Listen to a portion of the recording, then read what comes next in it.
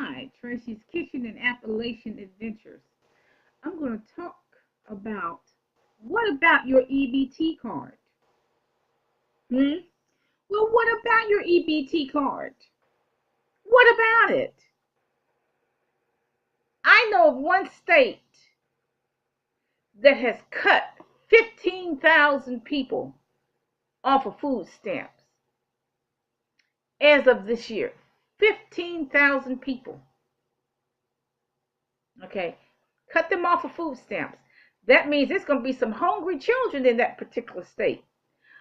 Other states have decreased food stamps.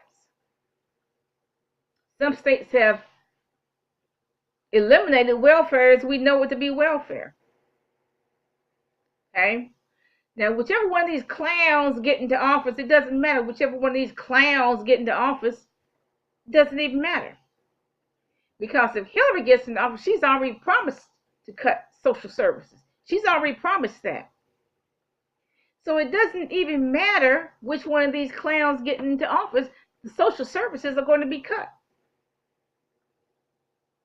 And what's the truth? You know, we have a choice between Baal and Jezebel. Those are two very bad choices.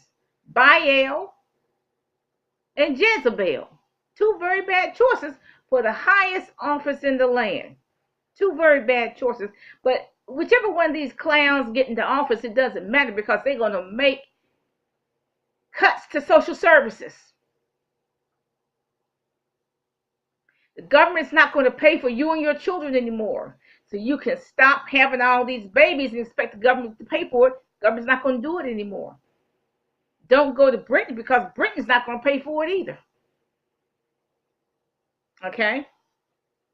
So you're going to have to either become self-employed or get you a job somewhere. Okay, now some of you people, you getting $600 on food stamps on the 3rd, and by the 6th, you don't have anything. So you go to these stores, you go to convenience stores, and your debit card is rejected because you have spent everything on the debit card. You have hauled up all that food because you're a cotton picking pig. You've eaten all that food on the debit card, okay? You're a cotton picking pig. And then you get mad, you tear up the store because your debit card is rejected. When the truth of the matter is you ate up all the food. You better learn to stretch your dollar. And you know, you black women, y'all the poorest. We are the poorest of the poor.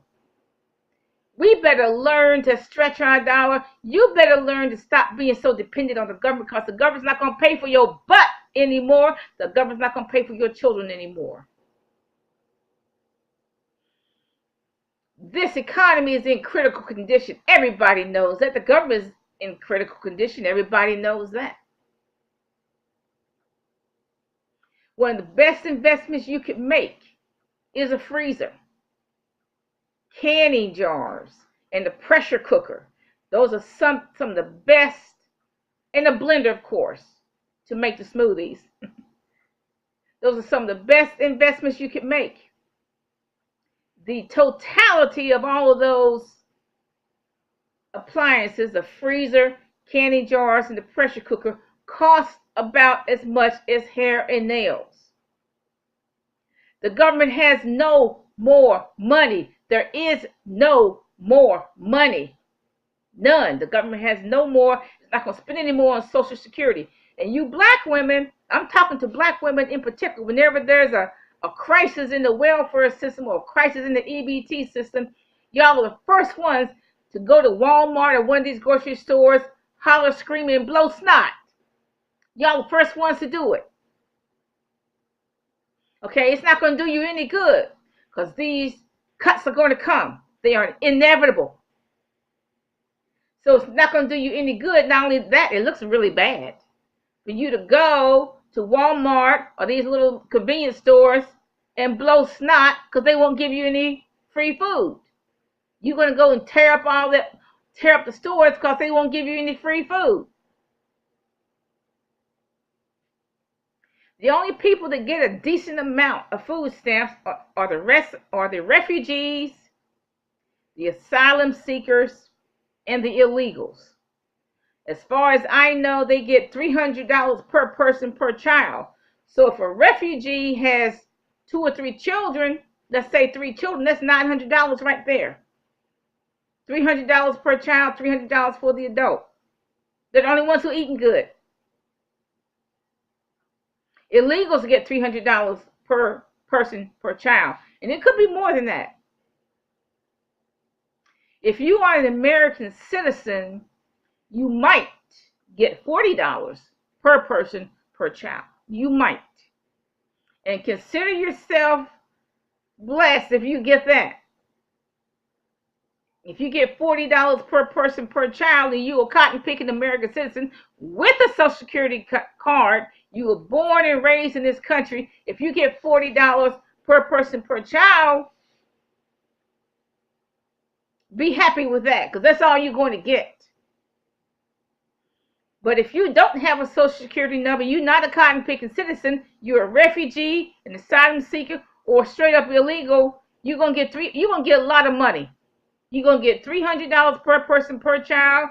You're gonna get Section 8 housing, food stamps, and a check.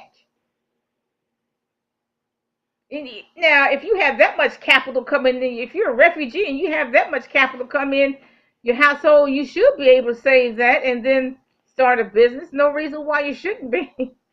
I have a business too. I mean, I have a store too. A little grocery store too. There's no reason why if you get that much money from Uncle Sam, there's no reason why you can't have a business. So I'm starting to see why a lot of them do have businesses. I mean, particularly grocery stores. I'm starting to see why. I mean, food stamps paying for most of that. Food stamps is probably paying for all the restaurant food.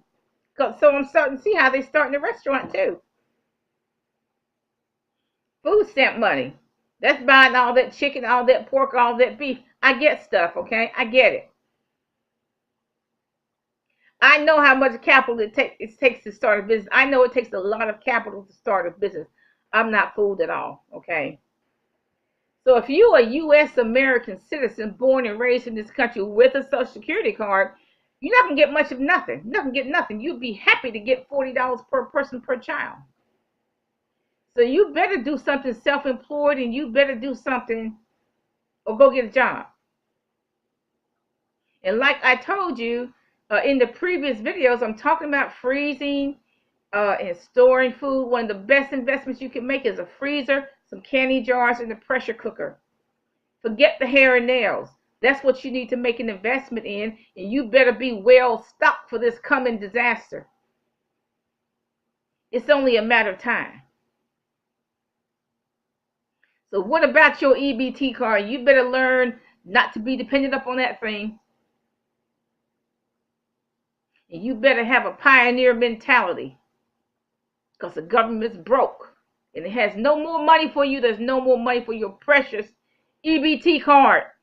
And I'm particularly talking to black women. I'm particularly talking to poor women. Stop depending on this stupid EBT card. Stop depending on the government. Have a nice day.